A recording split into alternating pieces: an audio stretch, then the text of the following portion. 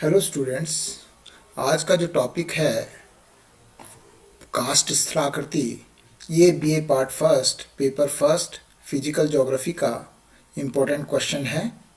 ये क्वेश्चन जो कास्ट स्थलाकृति है ये चूना प्रदेश वाले स्थानों पर मुख्यतः पाई जाती है।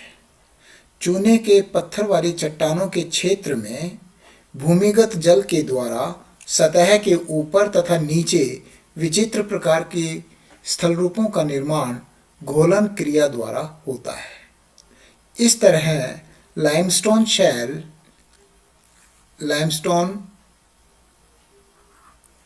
शैल पर निर्मित स्थल रूप का कास्ट स्थलाकृति कहा जाता है। कास्ट शब्द जो है पूर्ववर्ती यूगोस्लाविया देश के पश्चिमी तट पर पूर्वी एड्रियाटिक सागर तट के सहारे स्थित कास्ट प्रदेश से लिया गया है। ये स्थलाकृति मतलब यूगोस्लाविया क्षेत्र में एड्रियाटिक सागर तट पर पाई जाती है, इसलिए वहाँ के कास्ट प्रदेश में और उस प्रकार की स्थलाकृति के नाम से ही इस स्थलाकृति का नाम कास्ट स्थलाकृति हो गया। इस लाइमस्टोन वाले कास्ट प्रदेश की ऊपरी सतह पर जल ने घोल द्वारा, निचले भाग में भूमिगत जल ने अपने अपरदनात्मक तथा निक्षेपणात्मक कार्य द्वारा विचित्र प्रकार की स्थलाकृति का विकास किया है। ये चूना प्रधान क्षेत्र में पाई जाती है और वहाँ पर घोलन की क्रिया यानी कि चूना है वो पानी के साथ में घुल के बहने लगता है और इस प्रकार से जो कास्ट स्थलाकृति का निर्माण होता है अपरदनात्मक और निक्षेपणात्मक जमाव के द्वारा और अपर्दन के द्वारा।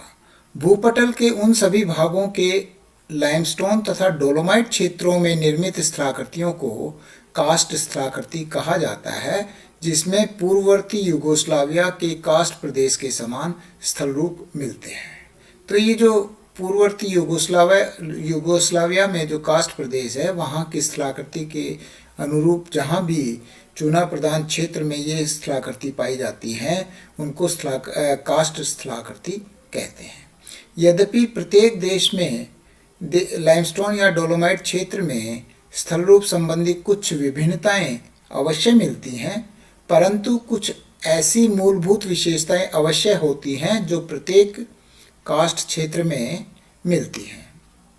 तो ये जो है इसके बाद में कास्ट स्थलाकृति के विकास के लिए जो आवश्यक दशाएं हैं वो कौन कौन सी हैं। कास्ट स्थलाकृति के निर्माण तथा विकास के लिए एकमात्र लाइमस्टोन या लाइम शैल की उपस्थिति ही आवश्यक नहीं है, बल्कि कई ऐसी आवश्यक दशाएं हैं जिनके होने पर ही कास्ट स्थलाकृति का विकास हो पाता है। और ये जो दशाएं हैं वो कौन कौन सी हैं। पहली है कास्ट स्थलाकृति के विकास के लिए विस्तृत किंतु शुद्ध लाइमस्टोन शैल होनी चाहिए, मतलब चूना प्रधान क्षेत्र होना चाहिए। वास्तव में इस स्थलाकृति के लिए सतह या सतह के नीचे घुलनशील चट्टान होनी चाहिए। घुलनशील यानी कि चूने की या डोलोमाइट की, जो कि पानी के द्वारा वर्षा के जल द्वारा घुलन क्रिया में शामिल हो जाए, जिसमें जल अपने रासायनिक कार्य द्वारा विभिन्न स्थल रूपों का विकास कर सके। लाइमस्टोन के अलावा डोलोमाइट शैल भी कुछ सीमा तक सहायक हो सकती है। लाइमस्टोन शैल ऊपरी सतह के नीचे करीब रहनी चाहिए, यानी कि ज़्यादा गहराई में नहीं होनी चाहिए। ज़्यादा गहराई में वर्षा का जल नहीं पहुंच पाएगा, इसलिए सतह के नीचे ही होनी चाहिए। अधिक गहराई पर होने से घुलन क्रिया सक्रिय नहीं हो पाती है। सेकंड पॉइंट है घुलनशील चट्टान में संधियों का विकास अच्छी तरह से होना चाहिए। संधियों का यानी कि छिद्र बन जाए, उसमें पोरोसिटी, और पोरोसिटी किसमें, चूने वाली चट्टान में पाई जाती है। इस कारण जल शैल की संधियों तथा छिद्रों से होकर चट्टानों को शीघ्र घुलाने का कार्य करता है। तो चट्टान ऐसी होनी चाहिए जिसके अंदर संधियां हों, जिसके अंदर छिद्र हों, जिसमें कि पानी जा सके। कास्ट क्षेत्र के विस्तृत तथा गहरी, यहाँ कास्ट क्षेत्र में विस्तृत तथा गहरी घाटियां होनी चाहिए तथा उनके समीप ऐसे उच्च स्थलखंड हों जिनके ऊपरी सतह के नीचे अधिक विस्तृत रूप में चूने की चट्टानों की स्थिति हो। चूंकि कास्ट स्थलाकृति का निर्माण जल की रासायनिक क्रिया द्वारा होता है, अतः क्षेत्र में भूमिगत जल की पूर्ति के लिए पर्याप्त जल होना चाहिए। और वो पर्याप्त जल कहाँ से आएगा? वर्षा से। भूमिगत जल की पूर्ति मुख्य रूप से वर्षा द्वारा होती है, अतः कास्ट क्षेत्र पर्याप्त वर्षा वाले प्रदेशों में स्थित होने चाहिए। जहाँ सूखा या जहाँ बारिश नहीं मिलेगी और वहाँ चूने की चट्टान है, तो वहाँ पर कास्ट स्थलाकृति का निर्माण नहीं हो पाएगा। तो सबसे पहले अपरदनात्मक स्थलाकृतियों के बारे में चर्चा करेंगे। अपरदनात्मक स्थलाकृतियों में सबसे महत्वपूर्ण है लैपीज।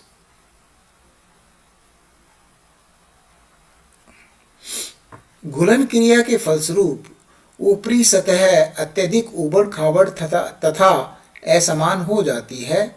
इस तरह की स्थलाकृति को लैपीज कहते हैं। लाइमस्टोन की खुली सतह पर जल चट्टान की संधियों को अपनी घुलन क्रिया द्वारा विस्तृत करने लगता है, जिस कारण छोटी छोटी शिखरिकाएं का निर्माण हो जाता है और इनकी दीवारें खड़ी होती हैं। इस तरह के खड़े किंतु पतले और नुकीले कटक स्तंभ से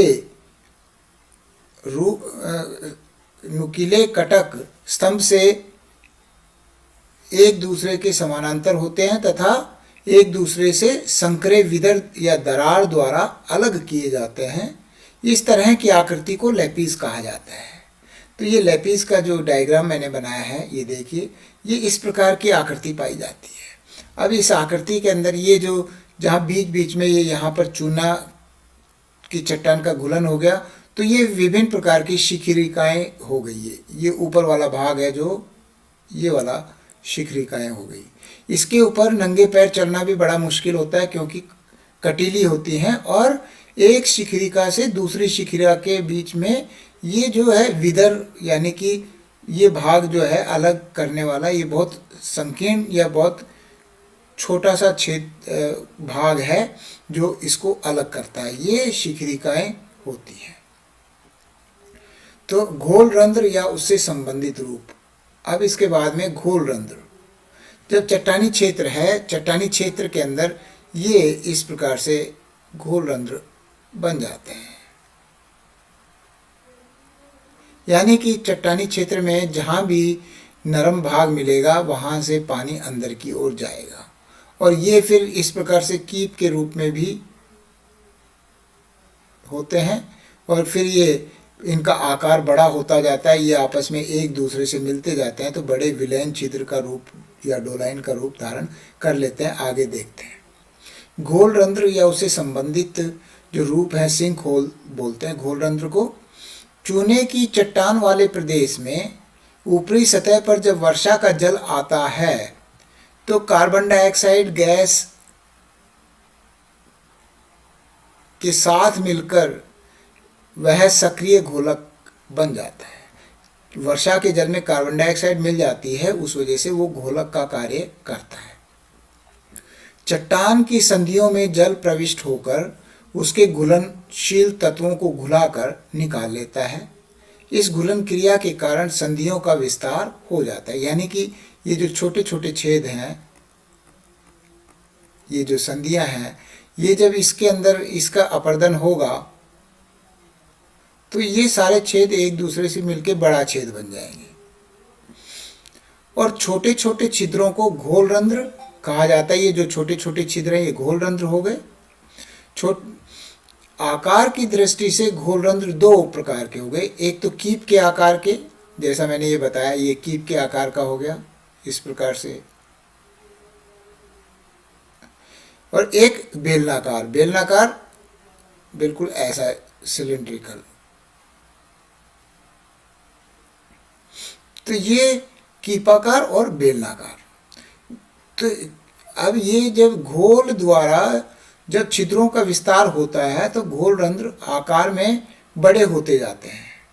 इस तरह विस्तृत घोलरंध्र को विलयन छिद्र, जब ये 2-3 बड़े मिल गए तो ये विलयन छिद्र बन जाएगा, यूं बड़ा रूप धारण कर लेगा। ये नीचे ये विलयन छिद्र हो गया।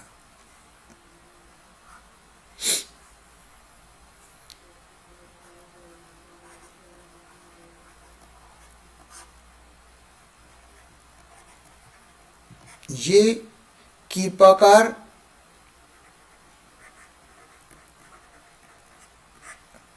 घोलरंध्र हो गए और ये हो गए बेलनाकार। और ये जो है ये सिंपल सिंक होल्स हैं, छोटे, या घोलरंध्र जिसको बोलते हैं।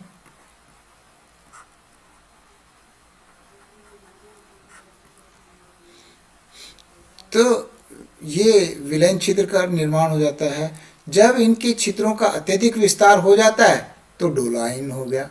डोलाइन इससे भी बड़ा रूप, जब ये और बड़ा रूप धारण कर लें तो ये डोलाइन हो जाएगा।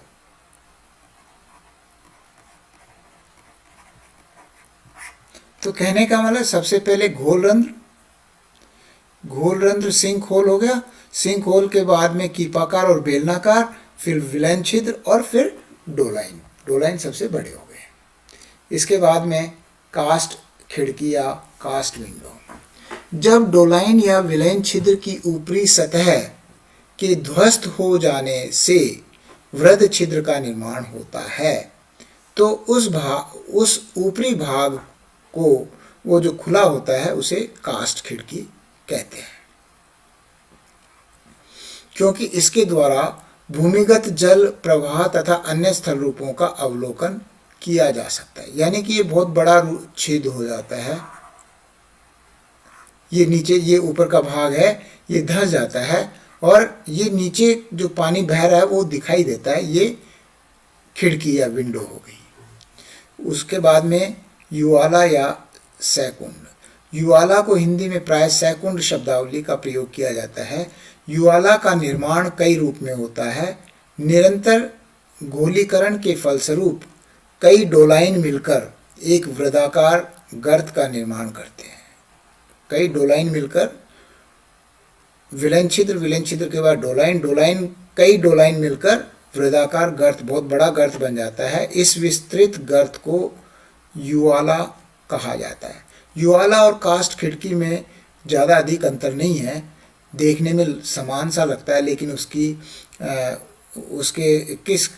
उसके बनावट और उससे ही थोड़ा हम अंदाज़ा लगा सकते हैं कि युवाला है या कास्ट खिड़की है।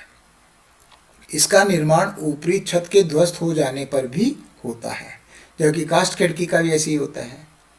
असंख्य घोलरंध्र भी विस्तार के कारण परस्पर मिलकर युवाला का निर्माण करते हैं। तो ये युवाला हो गया। उसके बाद में पोलिये या राजकुंड। युवाला से भी अधिक विस्तृत, इनका आकृति बढ़ती गई और इनका नाम चेंज होता है। गर्त को पोलिये कहते हैं। इसकी तली या फर्श समतल होती है तथा दीवारें खड़ी होती हैं। इसके निर्माण के विषय में ऐसा बताया जाता है कि लाइमस्टोन शैल वाले क्षेत्र में नीचे की ओर भ्रंशित या अववलित भागों में घुलन क्रिया द्वारा परिवर्तन हो जाने पर पोलिये का निर्माण हो जाता है। तो राजकुंड, सैकुंड से बड़े राजकुंड।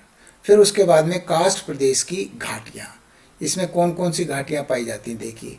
कास्ट मैदान पर धरातलीय अपवाह द्वारा तरह तरह की गौण घाटियाँ तथा स्थल रूपों का विकास होता है, परंतु इन सभी घाटियों का संबंध घोलरंध्र, विलयन छिद्र आदि से अवश्य होता है, क्योंकि घोलरंध्र सबसे पहले और उसके बाद विलयन छिद्र और डोलाइन और ये सब, इनसे इनका संबंध जरूर होता है। इनमें से निम्न स्थल रूप अधिक महत्वपूर्ण होते हैं। सबसे पहले देखिए धस्ती निवेशिका, सिंकिंग क्रीक। कास्ट मैदान की ऊपरी सतह पर इतने अधिक घोल छिद्र होते हैं कि समूची सतह पर एक छलनी के समान दिखाई देती है, जिसके गोल छिद्र कीप का कार्य करते हैं। पूरी आकृति जैसे छोटे छोटे ये जो छिद्र हैं, ये फिर बाद में मिलके इसके विलयन छिद्र बने।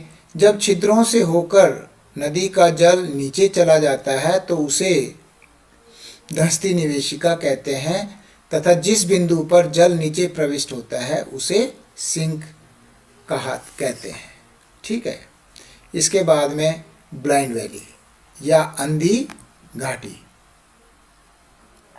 जिस स्थान पर नदी का जल सतह के नीचे चला जाता है उससे आगे सतह पर नदी की घाटी शुष्क हो जाती है, क्योंकि इसका प्रयोग नदी अपने प्रवाह मार्ग के लिए इसलिए नहीं करती है कि इसका जल सतह के नीचे प्रवाहित होने लगता है। अतः ऊपरी शुष्क भाग को शुष्क नदी तल कहते हैं। जब नदी की घाटी का अंत एक विलयन छिद्र पर समाप्त हो जाता है तो इस घाटी को अंधी घाटी कहते हैं। जैसे सपोज ये मैं कहूँ कि ये नदी ऐसे बह के आ रही है, ठीक है, और अब ये यहाँ पर चूना प्रदान क्षेत्र आ गया यहाँ पर, तो ये विलयन छिद्र के द्वारा और ये जो नदी है वो यहाँ से आके यूँ चली जाएगी और ये यहाँ पर इस वाले बीच वाले इलाके क्षेत्र में ये नदी नहीं पाई जाती है, तो ये शुष्क घाटी हो गई। और ये जहाँ विलयन छिद्र से पानी नीचे गया है ये अंधी घाटी होगी। इसके बाद में मतलब दूर से देखेंगे तो पानी आता हुआ और यहाँ के बाद में पानी दिखाई नहीं देता है। देखते हैं कि कहाँ पर आगे का एरिया शुष्क हो जाता है, तो इसको अंधी घाटी कहते हैं। कास्ट घाटी या घोल घाटी। अधिक वर्षा के समय पृष्ठीय नदी या सरफेस स्ट्रीम कुछ दूरी तक प्रवाहित होती है तथा अपनी चौड़ी यू आकार की घाटी का निर्माण करती है। इन घाटियों को घोल घाटी या सॉल्यूशन वैली या कास्ट घाटी भी कहते हैं।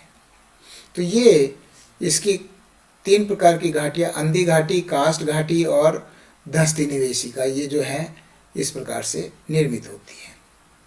उसके बाद में कंदरा या गुफा। भूमिगत जल के अपर्दन द्वारा निर्मित कंदराएं कास्ट प्रदेशों की सर्वाधिक महत्वपूर्ण स्थलाकृति होती है। कंदराएं ऊपरी सतह के नीचे एक रिक्त स्थान के रूप में होती हैं, जिनकी रचना भूमिगत जल की घुलनशील क्रिया तथा अपघर्षण द्वारा होती है। तो ये गुफा भी एक तरह से ये जो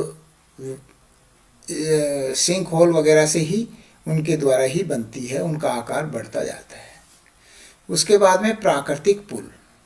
सामान्य रूप से प्राकृतिक पुलों का निर्माण 2 रूप में होता है।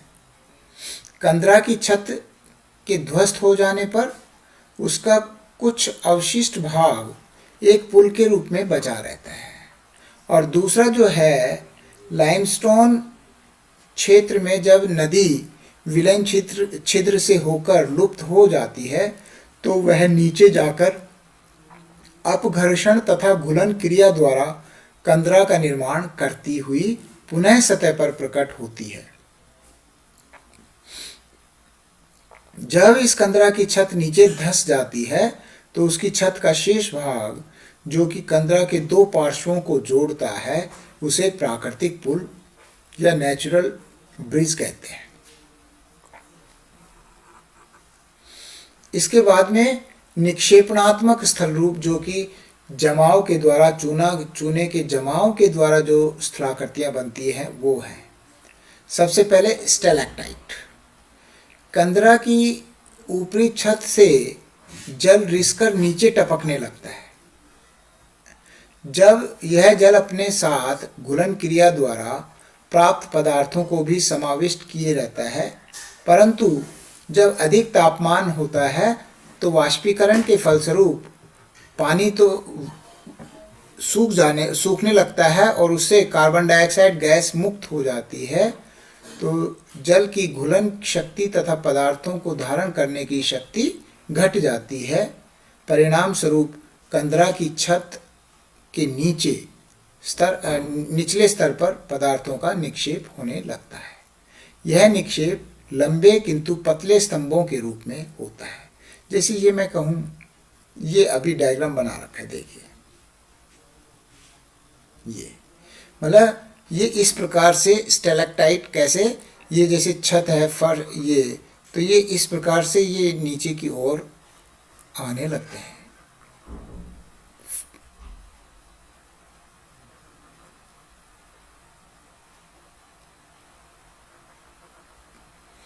ये जो ये छत थी, छत में से पानी का रिसाव होता है और पानी के रिसाव से ये जब चूना है, इसमें जब वाष्पीकरण हो जाएगा तो ये जो चूना है ये नीचे लटकता, छत के ऊपर ऐसे लटकता हुआ दिखाई देता है, जिसको कि स्टेलेक्टाइट बोलते हैं। इसको तो हम बोलेंगे स्टेलेक्टाइट।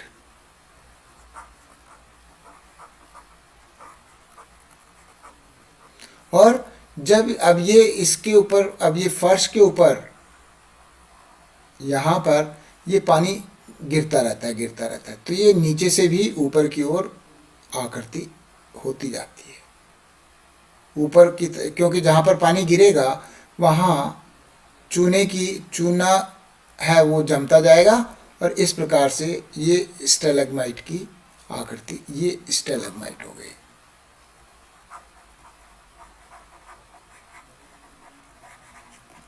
स्टेलेक्टाइट और स्टेलेग्माइट, और ये धीरे धीरे आपस में एक समय के बाद में ये मिल जाते हैं, ये आपस में मिल जाते हैं, तो ये क्या हो गया, पिलर हो गया, यानी कि स्तंभ। ये स्तंभ हो जाएंगे। तो स्टेलेक्टाइट स्टेलेग्माइट हो गया। स्टेलेग्माइट में क्या है, कंदरा की छत से रिसने वाला जल की मात्रा यदि कुछ अधिक होती है तो वो सीधे टपक कर कंदरा के फर्श पर पहुंच जाती है, नीचे फर्श पर, ठीक है। और फर्श पर पहुंचने के बाद धीरे धीरे निक्षेपणात्मक स्तंभ का निर्माण हो जाता है, और यहाँ पर निक्षेपण यानी कि जमा चूना गिरता है, वो धीरे धीरे ऊपर की ओर उठता जाता है। इस प्रकार के स्तंभों को स्टेलेग्माइट कहते हैं। अब ये स्टेलेक्टाइट और स्टेलेग्माइट, स्टेलेक्टाइट तो छत के ऊपर, छत से नीचे की तरफ, स्टेलेग्माइट फर्श से और छत की तरफ। ये इन आकृतियों के बारे में आपको मालूम होना चाहिए।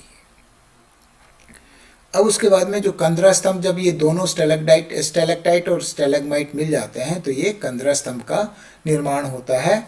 स्टेलेक्टाइट की अपेक्षा स्टेलेग्माइट की अपेक्षा स्टेलेक्टाइट अधिक लंबे होते हैं, जो कि छत से नीचे के आते हैं। निरंतर लंबाई में वृद्धि के कारण स्टेलेक्टाइट बढ़कर कंदरा के फर्श तक पहुंच जाते हैं। इस तरह एक ऐसे स्तंभ का निर्माण हो जाता है जो कि कंदरा की छत को इसकी फर्श से मिलाता है, और इस स्तंभ को कंदरा स्तंभ कहते हैं। तो ये कंदरा स्तंभ जो है, ये इस प्रकार से ये स्तंभ हो गया कंदरा स्तंभ।